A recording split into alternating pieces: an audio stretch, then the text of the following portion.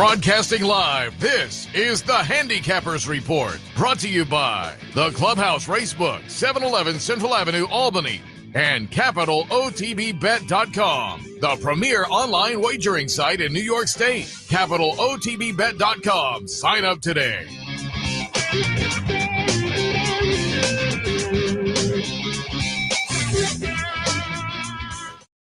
Good morning, ladies and gentlemen. Welcome to the Handicappers Report alongside Seth Merrow. I am Anthony Mormino as we put the Triple Crown season behind us. Let me ask you, I've asked guests on the show and whatnot, how do you define the three-year-old crop at this point? You were skeptical beforehand, and I think it's totally, if you had to vote now, I think a lot of people put Forte on top, but like if you had to vote for an Eclipse, I don't think he has an Eclipse resume at this point. Well, none of them do. I mean, it's. I think if you were voting Eclipse now, you'd go Mage. Yeah, I mean, you would almost. Derby, but in fact, he has the second in the Florida Derby. I mean, that's. I mean, I'm not. I think it played out, and I don't think the second half of this season is going to clarify it very much, because I don't think these athletes, these horses, are the type that clear the deck. I mean, they are who they are. I think they're C+ students, and I think so. Let's say, so we'll take the Haskell, the Travers, and the Pennsylvania Derby, right? I wouldn't be surprised if those three plus the three Triple Crown races, there's 5 different winners. Somebody might win a double, but I just think it's, I could almost say like, White Albert. I mean, it's just, it's really who they are. And I don't, you could have that. We're old enough to remember, Sewell Gold went through the Triple Crown, he skipped the Preakness, he won the Peter Pan, favorite in the Belmont, lost the Caveat. But he exploded the second half of his 3-year-old season, was almost horse of the year. I don't expect that type of occurrence. That's the theory I've been kind of tossing out since the Preakness. I said they may define themselves when they face older in the fall. And not that the olders are all that glittering. That's part of, well, you get Cody's Wish certainly, but otherwise, but yeah, it would take some horse, and it's always a possibility. Somebody can mature as you get into the summer and the end of the, Baffert's horse, maybe Arabian Lion may turn out to. I mean, you think along that, maybe there's a so-called allowance winner out there who's about to go on a run, but yeah, so far it's you are now looking at anybody and handing them the crown. And I often think that this is far more the norm than the other idea. Like I was thinking the other day, the number of years we've had 3 different winners. And I have to tell you, the years that happens, they're not the best crops. There's a reason that 3 different winners. And I think, I've said this before, I think like 87, 97, 07, those are the 3 best crops of my adult lifetime. I think they're the anomaly where you go like 4 or 5 deep of the 3-year-olds.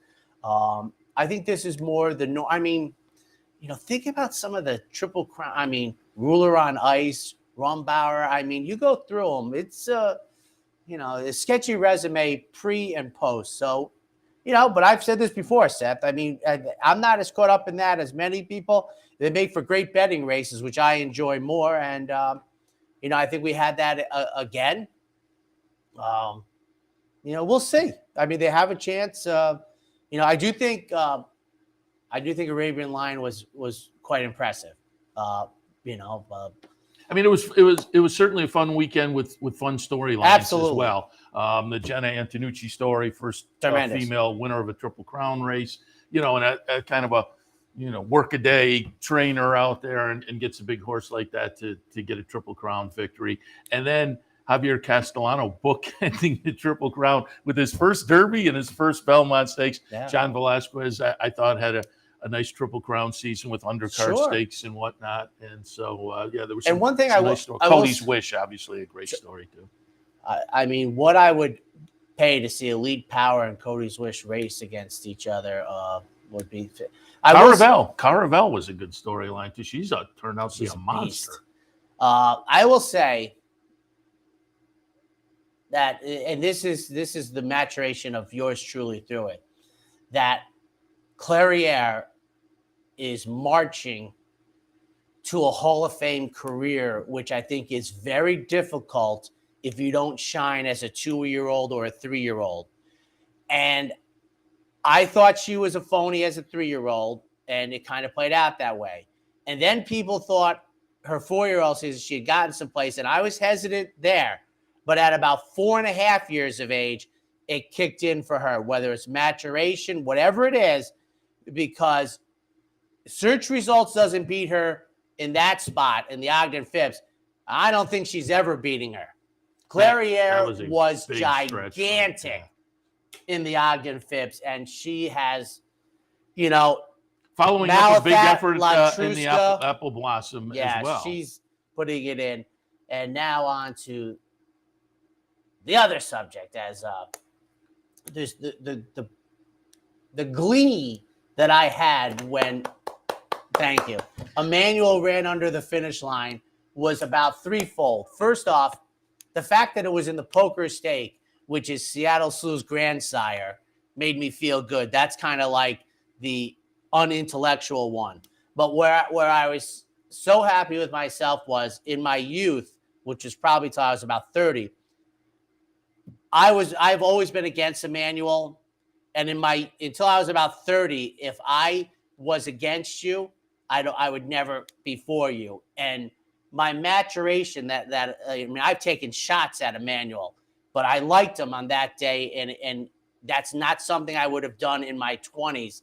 Once I formulated an opinion, I wasn't smart enough to get off it. And the other thing, unlike my teens, I beat an odds-on horse. Now, that maturation came much earlier than getting off horses I didn't like and ever getting on them. So as he went under the line, I really was like, well, the poker. There you go, Seattle Slew. And I was like, Emmanuel, who you've never liked, and you beat Shea Pierre that they overbet, which is the mantra that I carry here. And on a side note to that, of the last couple weeks, I've heard on Talking Horses, there's something that I brought up last year. Last year, before I switched over and did the Del Mar picks, I did that Racing Across America with kind of a lot of stats. And I was saying where you can't blame Irad Ortiz for his ROI because they're overbetting his horses. And now it's literally like Andy's saying, like, you can't, he even said, because you can't blame Irad Ortiz. And I was like, I think I've seen this play in July. And that's where they are. But I will say what I was also thinking was, I don't know if you like American literature or what, but you know what book it is where the first line is "Call Me Ishmael"? The Way Out, Moby Dick. Well, and what people don't realize, he's the only one that survived. Everybody else dies. He survives and he tells the story. And what I felt was like, especially if you've ever spent time in Lansingburg, New York, where the Herman Melville Society is, and that's where I graduated high school, is like, I got the white whale. It didn't kill that was your white whale. That was the ROI for the year, to me, has always been the white whale for me. Haven't been, you've been talking about it now, so I think regular viewers, but it is always an accomplishment. And so we're 52 weeks now in from when you popped in here last year, starting the regular spots here on Saturdays and regularly up at Saratoga as well, and counting all of those days. Last week, you guaranteed a positive ROI for the. See, and I texted you. I mean, last week when you came in, when we did the show, 27.33. Yeah, so you needed about $28 with, and we were anticipating maybe 23 races. Yeah, which 13 and 10. Which very doable, but not a done deal. But then, what was it? The first, second, third race. Second race, Lisa's Vision wins. What's $15, or was it 13? One of yours was 15 and one was 13, I think. I think it was 14 and 15. Okay. I think 14 was. But it was big enough where I texted you and I said, well, it was early enough in the card. Now you got about 20 races left to get. Well, what was funny about I think it was Lisa's Vision. I'm having fun with this part, but it was the most serious matter for me professionally ever. I think Lisa's Vision, I got all the breakage. It paid $15.80. So she was 6-1 on the board, but I got the maximum breakage. I got 20 cents under 7-1. So that was $15.80. And then we both, I instigated it. We text, but I instigated it because Seth has so many balls to juggle in the afternoon. So I was like, I said I needed like 1160 the rest of the day, the rest of the time. That was the second race. So I had 11 and I figured I'd get 10 today. And he goes, I like your chances. And I was like, I like my chances too. And then Emmanuel and I text you that Irad and Chad at pledge at $14. I said, you know, that made it like $29.80 guaranteed, et cetera. We're through it. But I've said, you know, my whole life here about doing this is, you know, the old adage, I think in my history of being on Capital OTB as a handicapper, I'm about 4 for 26 in the Kentucky Derby, and my ROI is $9.52. And that's just how I played the game. But to do it, I told people, the numbers, you can't know how many scrap papers were around my house going about it. Like I said, I came in and I told people, I said, the reason it was an odd number was Petulant in the Kentucky Derby. You know, he did the penny breakage down at Churchill Downs. And the other thing is in the Triple Crown, I went 5 for 41 and had a positive ROI. You know, well, you said what was it last year? Last week you were saying Belmont Stakes Day last year was an anchor. Right, you're 100% right. The reason I really felt like I had to do it by this week was I was 1 for 13 Belmont Stakes Day, and I took a bagel on what is this day. And the other thing for me is I've only taken like 3 or 4 bagels during this 52 weeks, which is, it sounds for a public handicapper the way it's normally done, like, you know, that's not anything to make note of. But with the horses I pick, yes, it is. It certainly is. And I will say that when I came close at Saratoga, that broke my heart a little bit. And then when American Picker won the Matron and basically guaranteed the Autumn, I really felt American Apple won. I started to think that I could go 6 months and get back around. So it's professional. And I will say a $90 winner helps, but if anybody thinks a $90 winner puts you over the top, $90 winner doesn't guarantee you for 52 weeks. I'll tell you what gives you a little breathing room for a while. But I'll tell you what the $90 winner did for me. I had an awful last week at Saratoga, and it basically mitigated it. It kind of made that a push, which I needed. I mean, and that's where I stumbled and choked and didn't beat the meet at Saratoga, was the last week. I was criminally bad, but she made up, she leveled that playing field out, you know, so. But when he went under the line, and it's so funny. It's like I took a bagel the rest of the day, but that's how it goes for me, especially. But Emmanuel and the Poker Stakes, and I just so everybody knows, this will not come around again. I mean, I can't express how hard it was for me. I mean, I don't, you know, we could ask Nick Kling the famous year he did it, and I know Mike Welsh when we had him on Racing Across America. He had beaten the championship meet.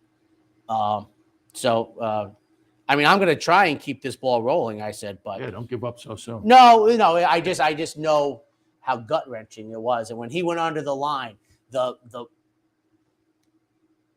don't know what I felt first. I don't think it was the elation. I think it was like the relief was first. I was just like, I can't believe you did it. I mean, it was like, and then I realized all the things I was beating Shea Pierre, and I talk about on this show a lot of times when people come up to me and they're like, how do you pick against these 2 to 5 shots? And I'm like, did you ever see him lose? And to stick one in the ear, which by the way, he was a horrible price, Shea Pierre. Yeah, he was like a 7 to 5. I can't remember who I used, but I had him on the second spot. I think. Yeah, but I mean, he was a 7 to 5 horse. He wasn't 3 to 5. You know, so we'll see. But I mean, I say it, and it's just, to me, that's changed in the last few years, and I still am not sure why. But I say it a lot in the afternoon. I'll look up and I'll say, yeah, this is the most likely winner. But 3 to 5, you see it all the time. And when you see it, you know, I'm handicapping 3 different tracks a day. And when you see it up at the Finger Lakes with $5,000 claimers. I mean, at that level, 3 to 5. I don't chart those, but now a question I would have is, and this is a little intriguing, in New York, the CAWs aren't in the win pool. So that makes it very intriguing to me that the general masses, you could any pool where the CAWs are in, they have a different agenda, but they're not in the mutual pools in New York. That's my understanding based on that article that I read. So it's we the people, the $2 bettors that are going hog wild. So there we have it. We will see. And don't worry, I have those yellow legal pads, so we're going to see how long this goes. And what's funny is the next 5 weeks are very good for me. No, 5 weeks? Next 5 months are very good. I'm not replacing I needed to replace the negatives of May, but I don't have to replace the negatives of June, July. Like on this next week which was the start, I had like a $32 day. So, but I'll listen. Good news and bad news. I will carry it forth, and we'll see. You're taking on Monmouth Park's 14 race card today that starts at 12:40. And I'm intrigued to let the audience know. I'm going to have to watch it on YouTube, but I think the world of your first guest on Racing Across America. Yeah, because it is a big day at Monmouth. Nice stakes action. I think they're calling it Haskell Preview Day, technically. Yes. But the Pegasus and the Salvatore Mile, et cetera, nice stakes action. So we'll have Chris Griffin on from Monmouth, race caller now in New York in the wintertime, Monmouth in the summertime, but he's also on the pregame show down there handicapping. So we'll have Chris Griffin on. And then a little bit after that, Mike McAdam from the Daily Gazette. We had Mike on kind of early in the Triple Crown because he was down at Churchill for the Kentucky Derby. And I know he went to the Preakness as well. And so he was down this past weekend in New York. So I thought we'd have him on also to kind of bookend the Triple Crown with a little recap action of Belmont last weekend and just the Triple Crown in general. So all of that top of the hour. As Yogi Berra would say about Chris, his future's in front of him, like all of ours. But I think his is bright and merry. So let's kick it off at Monmouth Park. 12:40 is post time for the opener. Statebreds, fillies, and mares in for 15 or 1X a mile on their turf course. 8, 4, 2, and 9. And again, they had some weather yesterday. So, double check. And if it does go over to the dirt, I have dirt picks on the website. But on turf, 8, 4, 2, and 9. And I'll tell you dirt pick. If it is dirt picks, 9, 11, 10, and 5. But on the turf, 8, 4, 2, and 9. Bikini Baby on top, comes up from Tampa. I thought the Tampa races were okay. Certainly the numbers and the consistent numbers would indicate this horse is going to be a pretty solid fit with this bunch. So on those Tampa races, and again, the numbers thrown down there, put that one on top. Hasn't been seen since last year, but I think Rob the Treasure could be interesting on the comeback. I don't think the workouts are really kind of pointing one way or the other. But given what this horse did last year, if we come back in any kind of decent form, I think this horse will be a player in and amongst this group. And then the classy one, another one that hasn't been seen since last year, but might live up to the name. This horse comes out of 3 stakes races as a 2-year-old to end the 2-year-old season, and then now comes back in a non-winner, so 1. And so, again, has the potential to outclass this bunch in here. But for me, I have it 8, 4, 2, and 9. To the second saying with fillies and mares, optional claimers, apparently on the dirt, they're in for 16 non-winners of 1 other than going a mile and the 16th. And one of my inventing who ran in the Acorn as a maiden, like not something you see every day. The Acorn has become one of the premier 3-year-old filly races, but this group ran her in there as a maiden last year. And they did it off a couple of nice tries, but as you might expect, wound up a well-beaten 4th behind Mataraya there. But I have. Well, remember also when they entered, that race fell apart with the gate scratch, right? Echo Zulu or you are. This was supposed to be a showdown, so they entered into a race that had 2 beasts. Yeah. With a maiden. Because I will say this one, just a side note of it. With fillies, it's always different. They need to get black type to be a more valuable broodmare. So it's not as obscure to me trying that spot, a grade 1. The obscure part was there was 2 monsters in it. You couldn't have been thinking you're running for second with Monterey in there. You had to think best case scenario was third. That's what I thought was funny, because this obviously is a sharp group.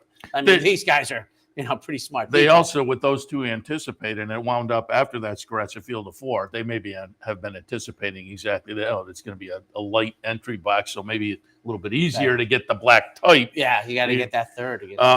2, 5, 6, and 4 for me. I will put Inventing on top. There again, as we've alluded, there was some promise earlier in the career. Hasn't quite lived up to that, but certainly has run well throughout the career with 7 times in the money and 9 starts. And, at this level over at Monmouth, coming in from a try at Keeneland, I think is going to kind of have the edge, a little bit of a class edge on this bunch. Ambatus in the second spot. Nice win, 2 back down at Tampa, then came up to New York for a Graham Motion and ran 4th, uninspiring 4th, but adds the blinkers today. And again, like the top pick, goes over to Monmouth and tries this non-winners at 1 company, and I think should be a solid fit. And then Rob Falcone, having a pretty good Monmouth meet. He sent limited starters over there, 15 according to the Racing Forum, with 6 wins, 3 seconds, 2 thirds. And just on the trainer stats, I think Freudian is worth taking an extra look at over here. So for me, in the Monmouth second,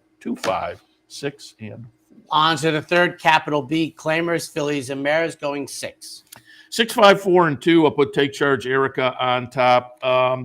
These are the kind where you can go either way. This horse might just outclass him and win by a city block, or the drop may be indicating that the horse has gone completely the wrong way, and that last race was an indication of that. I put the horse on top, 9-2 on the morning line. I mean, I think if you get a little bit of a price, you can roll the dice on that gamble that maybe the drop is going to provide this horse with the proper level, but it's a question mark.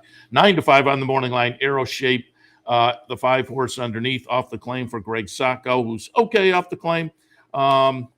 Won last time when dropped down to this level on the move from Florida to Monmouth. So again, kind of comes right back at the same spot. Why not? Good effort again against this kind, and a little bit, probably a more palatable class move is Unified Ride.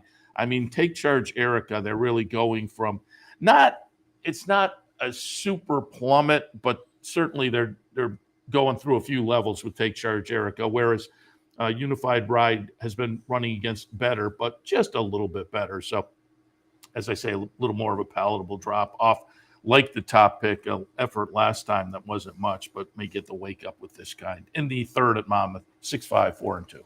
On to the fourth, Baby Racing, 2-year-olds, maiden special weights, dashing 5.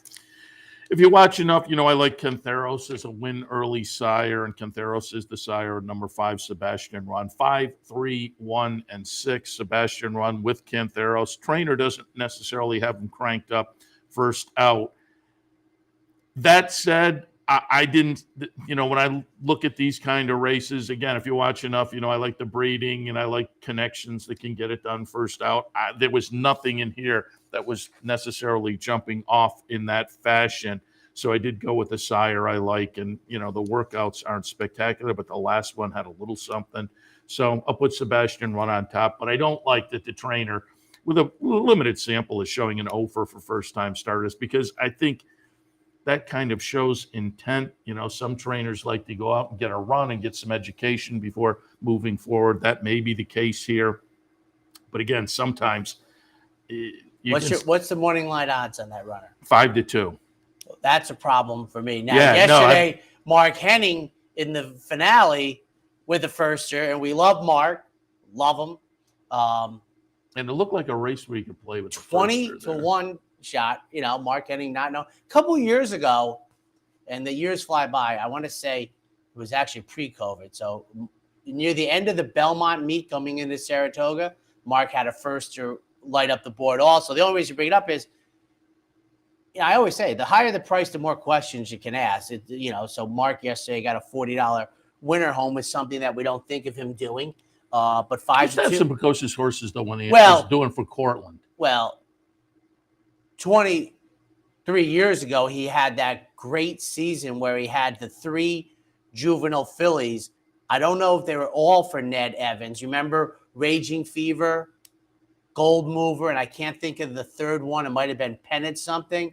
But he probably gobbled up 6, 7, or 8 early season 2-year-old filly stakes action. I thought actually Raging Fever should have been the juvenile champion. But you're right, after that and into this thing. But 5-2 on a guy not showing precociousness. And that was another reason I looked all around. There was nothing else that was jumping off the page. Yeah. And also, I'm not sure. The horse I have underneath is the 2-1 morning line favorite, Don't Rock the Boat. And so I'm not sure the 5-2. Bettors may look at the same things I'm looking at and land on that one. But I don't think this may be one of those races, though, where the board opens up and somebody's getting some action. And that may bode well for that horse because there just wasn't a lot to go on. So Cantheros Offspring on top for me. Don't Rock the Boat. As I say, the 2-1 morning line favorite. This one comes in with a race under the belt. There are a couple in here with some experience. The others are firsters. And of those with experience, obviously, Don't Rock the Boat is the one to lean on. And then Claudio Gonzalez has Fast Giant, the one horse. Now, this may be the one that is a little bit interesting vis-a-vis the price, 8-1. The breeding just wasn't saying a whole lot to me. But Claudio Gonzalez, it's a high percentage trainer overall, but does very well with firsters. So the one horse may be the one to look at if you're shopping for the price in here. In the fourth, 5, 3, 1, and 6. On to the fifth. We're going to be back on the turf for fillies and mares. Maiden claimers in for 16, going 1 mile and 16. 5, 2, 9, and 7. I'm going to put Dixie Groove on top. Just been kind of knocking at the door the past few starts. Has had 3/3 in the last 4 starts. Last time was the beaten favorite on the move from Florida up here to Monmouth. And so I'll put that one on top to maybe just be in some decent form. And with the start now on the track under the belt, we'll tilt in that direction. Not with a lot of confidence, though, but it's a race where you can't have a lot of confidence. What's good in the second spot comes off a race where the horse showed a little punch before fading, but it was against maiden specials. And there are a couple of numbers underneath on the page here that are going to outclass these. And so maybe on the class move, that will come to the fore here with this group. And then Zippy Zinni in the third spot for me. Mike Dini trainee came up from Tampa and tossed in a little bit of a clunker on the first start up here, but it's Dini and Sammy Camacho, a potent team down in Florida at Tampa. We'll see if they can get this one back in the right direction. But again, I'm kind of throwing out pros and cons on the horses I'm looking at, and I think it's that kind of a field. The one, Grace in Motion, coming over from New York is interesting, but the trainer is over this year. Again, it's that kind of field where there are pros and cons for all of them. You're not jumping in with a lot of confidence. And this is one of those races where I also didn't see a big separation. There was nothing jumping off to me. Should it move to dirt? So dirt or turf, I have the same scenario, 5, 2, 9, and 7. And as I'm looking at that, I don't look often on the header of races, but I am for Monmouth. I noticed they have 50-cent pick 3s. Most everybody has them. I would say virtually everybody has them except New York. Okay. Yeah. All right. And up in Woodbine, everything's a 20-cent increment. But yeah, I think I would be hard pressed to think of another venue that does a dollar now. Pick 3. I think everybody's down there. And I'm also looking at, so it's 26 days to Saratoga. Yeah, it seems hard to believe since we haven't even started summer officially. But on to the 6th race on the dirt, going 6. Claimers in for 12-5. 6, 2, 3, and 4. Advanced Cash on top. Another one getting some class relief that could be beneficial. This horse was mostly running in 20 claimers, optional claimers at the 20 level, but did toss in a clunker last time. That, however, was on the turf. I think making the turf to dirt move, cutting the price in half, I think moves Advanced Cash forward. One Whirlwind Ride claimed last time for $7,500. Subsequent to the claim, has put in a bullet workout, and I like the confident move up off the claim. And, ran second down at the lower level as the beaten favorite. And so you question the move up a little bit, except there are better races down the page, much better races down the page. So I think this, taking that one step or half step back up the claiming ladder is not going to be a big obstacle. And then Bayou Shack in the third spot. Nice win 2 back, nice little second last time. Again, half a step down the claiming ladder. But I think like One Whirlwind Ride, this horse is not going to find the move, the relatively minor move up, big obstacle in the 6, 6, 2, 3, and 4. I'll tell you, on the 7th race, I'll have one eye on the U.S. Open, and I'll have one eye on this race at Monmouth Park. 3-year-olds and up, maiden special weights. They're all California, right? Turf. Yeah, so it's just one of those years you can come back from dinner and I like that. I know you. I told my wife that. She's like, "How do you remember stuff like this?" I said, "Because a couple years ago in 2019, it was on the West Coast, and Seth was saying how he enjoys that, and he's not a big fan." And that's what. After the first round, though, I flipped by the Golf Channel, and it was like 8:15, and it was still dark out there already. No. It may have been a function of the camera, but it was dark. You're saying it was 8:15 here? It was 8:15 our time. No, it was 5 o'clock in the afternoon. No. It was 8:15 their time. So it was like 11:15 or whatever that would be. But It was like 8:15 their time. I know exactly the shot you're watching. Because here it stays late now until 8:30. It was. I know exactly what you're talking about. I know the shot you're talking about. It was an overcast. This was Thursday. I know. Not yesterday. No, it was out there first Thursday, round. It was a gray overcast day for the whole round. So it was dark on the set at like 8:20. Okay. Yesterday was the opposite. The sun came out 1 o'clock their time, 4 o'clock for us, and it was sunny the rest of the day. And when they did the wrap-up show, it was like 11:15 here. Yeah, and I thought, how that's is exactly it dark what out happened. there? Yeah. And also, I will ask you, because you watched a lot of golf. Oh, yes. Are you a Golf Network fan? Because I watched for about 15 minutes, and I've watched occasionally before. And after about 15 minutes, I thought, they're way too far in the weed. I mean, they are going over Rory's hole by hole, shot by shot. And then the second guy does the same. It was like a little too granular. I've said this before about like I have like no use for pregame, postgame, except the basketball with Shaq, Kenny, and Charles is the best TV. Forget Seinfeld. I've watched it for years. The golf, the show Seth is talking about is called Golf Central. I watch it 16 days a year. The live froms the 4 majors, I have to tell you, I eat it up. I can't get enough. Yeah, but the other 48 thinking weeks, if somebody's a golf fan, maybe they're into this. But to me, it was that show. They do live from on Monday, Tuesday, Wednesday at the Big 4 tournaments, right?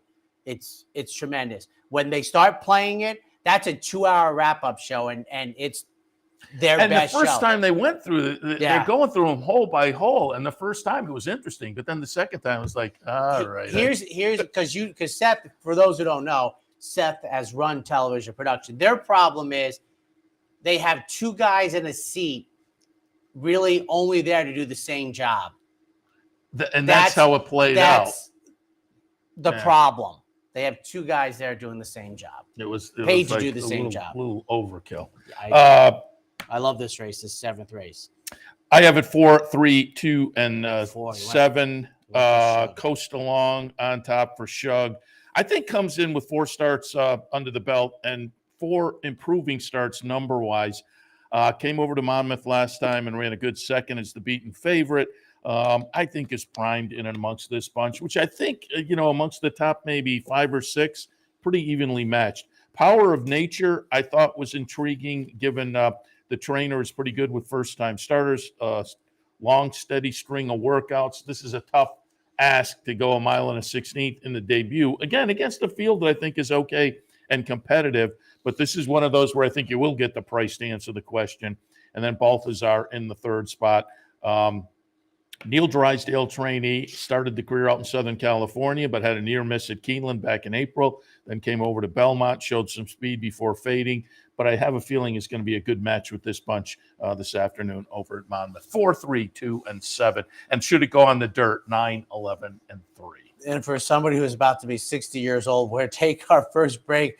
When we come back, kicking off the second half of today's action, race 8.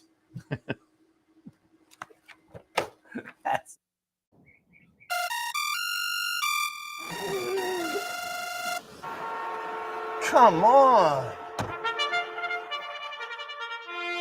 I want sales reports on my desk by Monday. Whoops. My bad. Love racing? RTN brings you every live simulcast on your home television, plus live video streaming and race replays on your PC and mobile devices. To order, visit rtn.tv. RTN, a breed apart. What if there was a way to become a better horse player, to have a better knowledge of the game, to be more successful? What if there were a way to take what you've learned, what you know, and make better decisions, better choices? In horse racing, knowledge is a powerful tool. Race results and replays, past performances and live streaming, wagering from all your digital devices. Capital OTB. Become a better horse player. Capital OTB is now streaming live on Roku.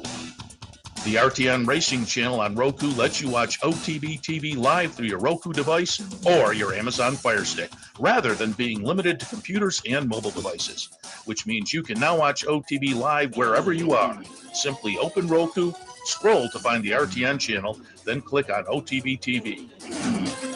OTB TV on Roku. Try it now. Welcome back, ladies and gentlemen, up to race number 8 at Monmouth Park. Optionals in for 53X on the dirt, the 2-turn mile. 3, 2, 5, and 4. I'll put Night Jumper on top. Dini and Camacho again came up from Tampa and went over to Belmont. Tossed in a 6th place finish, but showed some early punch before fading. I think, again, this is one of those class-wise that I think is maybe getting to the right spot this afternoon. Goes over to Monmouth, drops down the claiming ladder a little bit. And I think, as I say, going to match up all right with this group. Anti-Gravity in the 2nd spot. Hasn't been seen since Oaklawn. If you watched me this week, I commented on this. But again, for folks who don't get a chance to watch the weekdays, I will reassess what I've said over the past few years. Because going back maybe 4 or 5 years ago, coming out of Oaklawn, man, I really liked horses. When the Oaklawn season ended and they moved on to other venues, I just thought Oaklawn gave them some fitness and they were worth watching.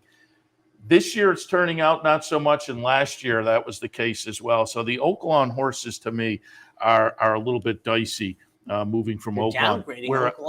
Whereas I used to be, again, it wasn't that long ago. I would say 3, 4, 5 years ago. I loved them when they were making that next start. Now I'm, this year and last year. This is something we should get Ed DeRosa on. Again, I think it'll bear out if folks watch, because it was kind of fun and potent a few years ago because you could get horses at prices, but it just hasn't played out, and certainly this year. This horse, I think, on the numbers at Oaklawn, though, stands out. So this may be a good little barometer case to see what this horse can do, because, as I say, on the buyers, probably does have the edge and is the 2-1 morning line favorite. I'm standing just slightly against that one, though. Expensive cut in the 3rd spot, comes in from Parks off some good efforts, including the nice win last time. Should fit with these. The venue move from Parks to Monmouth is one that probably isn't super potent, but again, I think expensive cut will match up with this bunch. 8th at Monmouth, 3, 2, 5, and 4. Capital B claimers in for 16, a mile is 16th on the turf, race 9. 11, 5, 9, and 7. I like Hard Mission. Going out for a trainer who's having a very good meet, comes off a decent little seasonal debut at Monmouth. That raced a little bit earlier this year down at Gulfstream, but I thought could benefit from that. We're looking at 10-1, and I landed there, and the price I didn't want to not go to this horse and miss a $20 winner, but what I'm getting to is the 11 post at this mile and 16th may prove to be an obstacle. We'll see. Trupia in the 2nd spot, the far more palatable post position. Tried the turf here at Monmouth on a move up from Gulfstream last time. Ran a decent little 3rd, goes from the apprentice to a potent journeyman jockey. I think that's going to be a bonus. And then Flatter Me. another 10-1 shot, another one that's a little bit outside, but like the top pick. I think off the seasonal debut, well, like the top pick, raced earlier at Gulfstream, but on the move up to Monmouth, the race under the belt as the beaten favorite, I think we can improve on that. For me, in the 9th at Monmouth, 11, 5, 9, and 7. Should it go on the dirt? 13, 10, 6, and 12. 10th race, the original Pegasus Stakes. 3-year-olds, a mile 16th on the dirt. 9, 6, 1, and 4, Kings Barnes. And in some of these stakes races, I wound up with favorites that I wasn't thrilled with, but I looked, and I was looking for alternatives, and I just think, this horse started with such promise, and that Louisiana Derby kind of put the exclamation point on the promise, and then clunked in the Derby, but comes back in this Pegasus, and it seems like a spot where Kings Barnes gets back on track. Subrogate in the second spot off a nice couple of starts so far in the career, including the Maiden Breaker last time. And I like that they step up to the plate here for the son of Arrogate and try, in only the third career start, and off the Maiden Breaker, try this company. I think the horse will fit okay.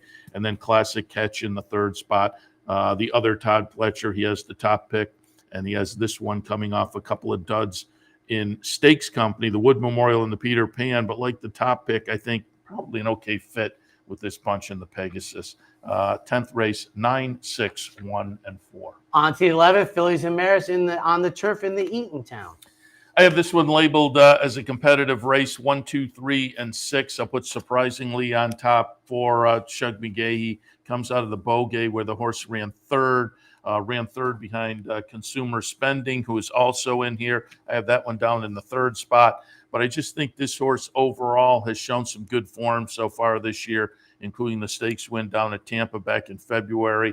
I would expect this horse to get a good trip from the one spot, maybe be able to save ground and get back to what we saw in that Tampa stake. Vergara in the second slot.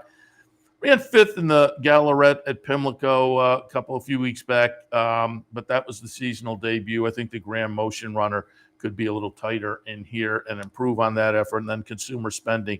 It is Chad Brown. It is Klarovich. Seasonal debut was that Bogey with the second place finish in front of Surprisingly. So I don't have any argument that somebody thinks this one may step forward and take this. But I was just tilting towards Surprisingly a little bit on a little more seasoning so far this year. Malavath, the sixth horse, is interesting as a beaten favorite last time for Christophe Clement. Interesting field. 1, 2, 3, and 6 for me. Should it go on the dirt? 4, 8, and 1. On to the 12th, the Salvatore Miles. 9, 8, 2, and 5. Artorias on top. And again, it's another one of those, I wasn't sure I wanted this one on top, but I looked around and the alternatives just weren't pulling me in that direction. Artorias, it's Chad Brown and Judd Mott. Showed promise as a 3-year-old last year to the point where they broke the maiden. They went in the Curlin at Saratoga. They won the Curlin, and then they tried the Travers, wound up 6th onto the stake at Keeneland to end the season, and wound up 4th behind Gunite. I think, given these connections, workouts look pretty good. I'll look for this horse to get back on track. Nimitz Class, the 8 horse, however, this comes in with a 5-race win streak. They've all been pretty good-looking wins. 4 of them were stakes races. This horse is going to be intriguing as well. And riding with Biden hasn't been seen since the Pegasus World Cup behind Art Collector, well behind Art Collector. But overall, I think this is a legitimate stakes quality contender and may get back to a better performance. I definitely will get back to better than what we saw in the other Pegasus. But I think will contend for one of the major positions here. 9, 8, 2, and 5. On to the 13th, back to the turf. 9 furlongs, the Monmouth Stakes. 1, 2, 3, and 5. I'm going to put Tribhuvan on top. Chad Brown trainee that ended the season Who says last you can't year. get a price on Chad Brown's turf runners? What do you pay, about $40 in Manhattan last year? 19. And that's kind of what I'm keying on. With 19 to 1. Yeah, 19 to 1. It was yeah, a $40 horse. yeah. Triple-digit buyer, 108 buyer in that race. And that's kind of what I'm keying on. I'm going back to that. This is the seasonal debut, but again, with these connections. Never Explained coming out of the nice win that helped my bankroll team on Preakness Day at 15-1 down at Pimlico in the dinner party. You liked Never Explain as well. I was backing up with Never Explain.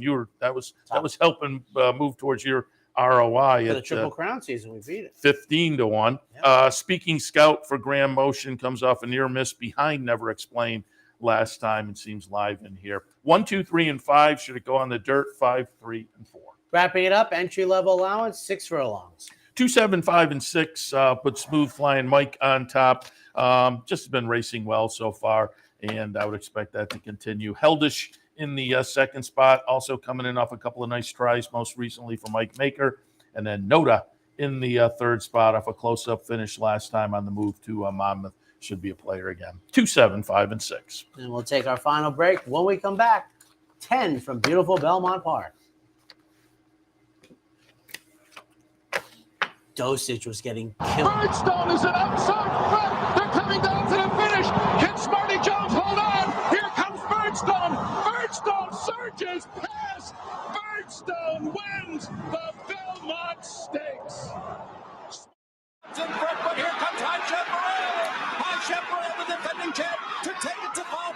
These two arch rivals head to head with Jeff Hart bearing down on them. It's going to be a 3-horse photo finish to the turn. Here's the wire. Photo finish. What if there was a way to become a better horse player? To have a better knowledge of the game? To be more successful? What if there were a way to take what you've learned, what you know, and make better decisions, better choices? In horse racing, knowledge is a powerful tool. Race results and replays, past performances and live streaming, wagering from all your digital devices. Capital OTB. Become a better horse player.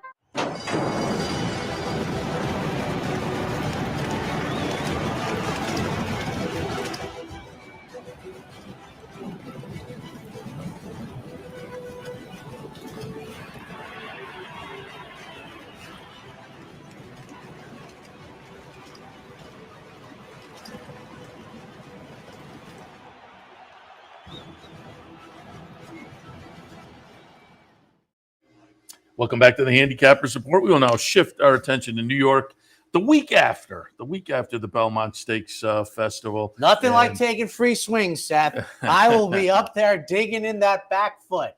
We are swinging away. The opener today at Belmont Park, maiden specials going 6 on the grass. And I have to tell you that I can't tell you what position I would be in. Like if I was like needed $14 worth of winners, between leaving the show last week and Emmanuel winning, I was formulating what type of attack I would have. It was so important to me. I think I would have chickened out, although I think at the end of the day I would have played it straight, fast and loose, as Andy Felsen said. Because you'd want to shoot yourself. I would never. I know as much as I wanted to get to that water in the desert, I would have had to play it my way and taken my lumps. 8-5-6 in the opener, and Cigarette Boat. We certainly hope we're fast like that for Mike Maker taking over the training. Well, first start was on the Tapeta down, right? It's Tapeta at Turfway Park, right? Yeah. It's almost everybody's at Tapeta now. And then tried dirt. We get to the turf for the first time in very capable hands. 8-1 as we are on the outside of the turf runners. For a second, Chad Brown's firster, Mischievous Angel, is 7-2 on the morning line for Peter Brandt. 600,000 into Mischief. We'll see how they get bet. And for third, flat top box for Jorge Abreu. I have to tell you, folks, this horse made better this rating, but 8-5-6 in an intriguing opener for me. Race number 2 at Belmont, state-bred maiden specials going a mile and a 16th on the grass. 3-5-7 for me, and Burning Honor, I have to tell you, making the second start since February. This call was truly predicated on one commingled angle. One is a very tough post in the last start that I think, makes the final running position better than it looks. And secondly, as disadvantageous as that may have been, today in a short field, because it's a field of 7 on the turf, we get the good inside. I think that's going to be just the tonic at a big price for my horse. Now, we're not going to get near 50-1, but Burning Honor goes from one of the young Davis jockeys to another one. And for second, Bomb Squad, 5-2 on the morning line for Christophe Clement, making the 4th career start. Second time with the blinkers. The race may go through Bomb Squad. And for third, number 7. So 3-5-7, second half of the early double. Race number 3 this afternoon, $16,000 conditional claimers, non-winners of 2 lifetimes, 7 furlongs is the trip. 2-7-4, Handle the Truth. Seth, I'm not so sure I would have picked this horse if I was chasing, because this horse, I think, will be appreciably higher than the 8-1 morning line based on the connections. But I think a solid foundation. I'm going to throw out the last race. Hopefully, we move forward off of the first 2 starts after the gap for second. Save Grace from Mike Maker. This was a claim late last year down at Churchill around Thanksgiving. Poor effort most recently off the bench as a beaten favorite. I'm going to throw that out as we get a better price today with Manny Franco retaining the mount. And for third, number 4, Katie Cakes going out for Robbie Falcone, as you said, over at Monmouth, but he's having a terrific Belmont meet with limited runners, fewer than 2 dozen, but he has 7 exacta finishes, 2, 7, and 4. I mentioned it on yesterday's show. The number 5 O'Donnell, trained by Ray Handel. First time and tag, I said, right? First yes. time tag, yes. But I said on yesterday's show, I said I was going to have to ask you if your Ray Handel bar graph was going off the page. Yesterday, at the beginning of yesterday's day, he had a win, and I think that was 4 He's of had his a good last 6 6. weeks. It was really the last 3 days. He was 4 of his last 6 at that point. So the bar graph was clearly going off the page, and just as I say, the last it 3 is or 4 amazing to me. days. Not that I reinvented the wheel, but that's a thing. Oh, now last couple of years. I'm not surprised that people they're still quoting the year-end stats, which are fine. Certainly for Linda Rice, it's fine. I mean, she's kind of been 25, but for others, it doesn't really work that way. Yeah.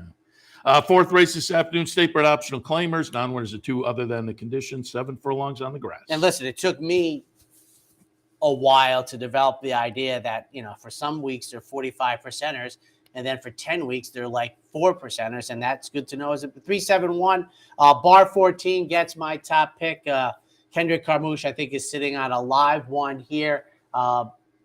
Has to improve off of the last couple of efforts. The last couple of efforts probably could hit the board, but to get the win, I think Bar 14, who's 9-2 on the morning line for Eddie F's, a little pickup here with Kendrick Carmouche, I think gets the job done for second. Number 7, Ruse, making the seasonal debut, hasn't run since the middle of September for Tim Hills, but hasn't always 0 for 5 at Belmont, but has 4 hit the boards. And for third, from the rail, Christophe Clement's Yarrow, 3-7-1.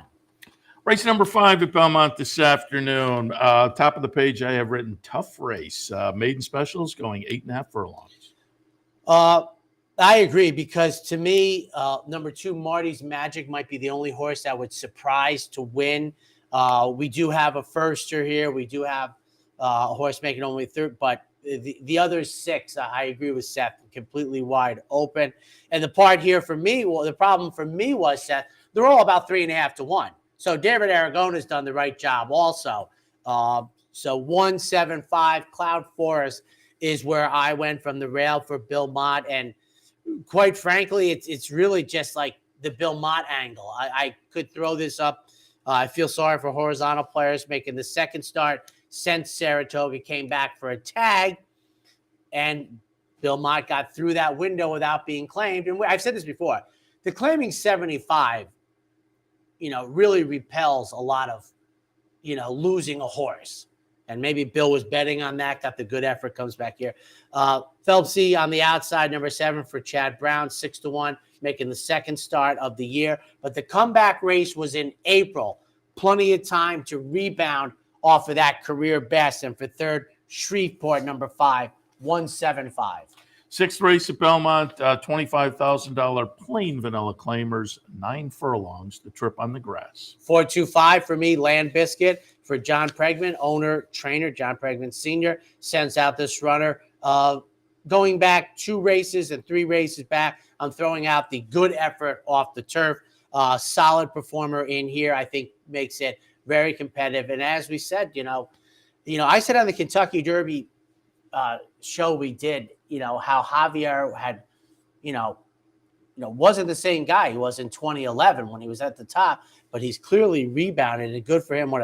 As I said on the show also, one of the nicest human beings walking the face of the earth. For second, number 2, loves to finish second, and for third, number 5, Be Here, 8-5, and the race goes through him, but I didn't think he stood over the bunch that much, and who the heck knows what you'll get at the board. 4-2-5.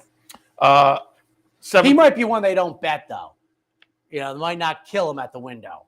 7th race today, state-bred allowance runner, 7 furlongs to trip, and have to mention our friends at Bonaventure, Dan Collins and company, have Ocean's Reserve in here.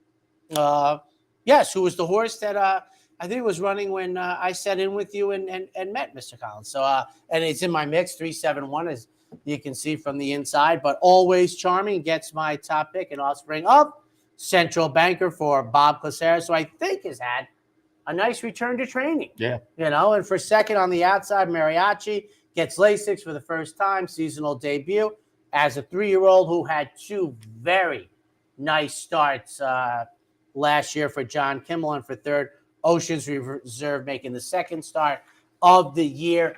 This is a horse I am expecting, Seth, a little bit of muscle regression. And knowing Mr. Collins, they might be prepping for 26 days in the future. Yeah, you would think so. 8th race at Belmont this afternoon. Allowance non-winners are 1, a mile on the grass. 3-7-5. Mike Maker sends out the 3 for the second start of the year. We get Lasix today for the 4-year-old for a second exact estimate. Now, you should note at home that the MTOs start at number 8. So exact estimate is on the outside going the mile. And number 5, Kauai Mia River for John Terranova. Could be very tough in here at a big price, 3-7-5. Race number 9 this afternoon at Belmont Park, the Better Roses. Nice little field in here, including Goodnight Olive, Caramel Swirl, Grade 2, $200,000. 7 furlongs is the distance. I know I haven't said this very often on the show, and no, I didn't fall and hit myself. I would maybe sign up for 6-5 on Goodnight Olive now. David is excellent at this game. Goodnight Olive to me. I mean, if you saw the, I used to still call it the Humana from time to time incorrectly, but it's not too often at 1-2. I would say the defeat wasn't that bad for Goodnight Olive in her, second race of the season. I expect her to be brilliant today. Wicked Halo for second for Steve Asmussen, finished ahead of Goodnight Olive. Boy, Seth, what I would lay on a head-to-head bet in Vegas on those 2, and then Caramel Swirl for third. I mean, I'm actually, for a race that might be hard to get a lot of money out of it, I'm very intrigued by the Better Roses today. At 7 furlongs, I mean, this used to be a mile race, but I'm very interested in it. If there are people new to the game or out there who have heard the term trip handicapping and aren't sure what it is, look up that last race. Yeah, I mean, you can figure out who the 1-2 shot was pretty quickly. Claimers face off in Belmont's race number 10, 6 furlongs on the grass. And it's funny, Seth, we have just a moment here. When restricted claimers started in New York, which was, you could guess, was a wintertime product. This is going back about literally 20 years ago, right? And they would slide them in the finale at Aqueduct in the winter the first couple of times. 4, 5, 8 for me. Mostly harmless for Carlos Martin. I think is a live horse who has a bagel on Belmont's turf course for a live barn. Junior Alvarado takes the mount back. For a second, Fast Corey shows good early speed, making the second start since early August at Saratoga. And then Smoking Hot Kitty, boy, they had blinkers for a sharp barn. Manny Franco gets the call, beaten favorite, going a distance of ground in the last. So 4, 5, 8. And the 10th and final, which I guess is end of springtime racing at Belmont Park. Yeah, I know. What's funny is, I think it's still odd to capture is that our audience should know it's we're going to be doing Belmont at Aqueduct again, the worst name in the sport. So there's only as I said earlier, there's 26 calendar days to Saratoga. So off the top of my head, what was it, like 12, 13 days of Belmont? Yeah, they ended this week, the Twilight Racing. That was I saw the that last on Thursday. So, and then a lot of the conversation also this week, Belmont at Saratoga, which would be phenomenal if there was a Triple Crown on the line. You know, I've said it before, you know, that's the 3/8 bowl, which is the apex of the turn. Not saying it's impossible, but there are some logistics in mind here. But I also said it was before my time, not before my birth, but before my time, when they ran 5 consecutive Belmonts at Aqueduct. And the one that I would have seen is the Damascus one, but I've never seen it. But you do the math, they start at the 3/8 pole at Aqueduct also, which is the middle of their turn. So yeah, I saw a lot of stuff on Twitter for that. But a few more days at Belmont and less than a month to the Spa. They start on my sister's birthday. So in the last 3 years, they've started on my birthday, my brother's birthday, my sister's birthday. Oh, nice. So who do you have at the top of the hour? Chris Griffin will talk some of this Monmouth Stakes action for today, and Mike McAdam, a little look back at the Triple Crown in general, but Belmont last weekend in particular. I will say, Seth, this for me, handicapping, doing this show might have been one of the easiest ones ever because the other side of the pillow would have aged me about 10 years handicapping that card last night. If I was at about anywhere from, if I'd taken the bagel last week, I could have lost 15 pounds this week doing that card. Yeah. But he stays, I go. I know it's a little rainy out there. He'll be on TV all day. Great day of action. We'll see you next time.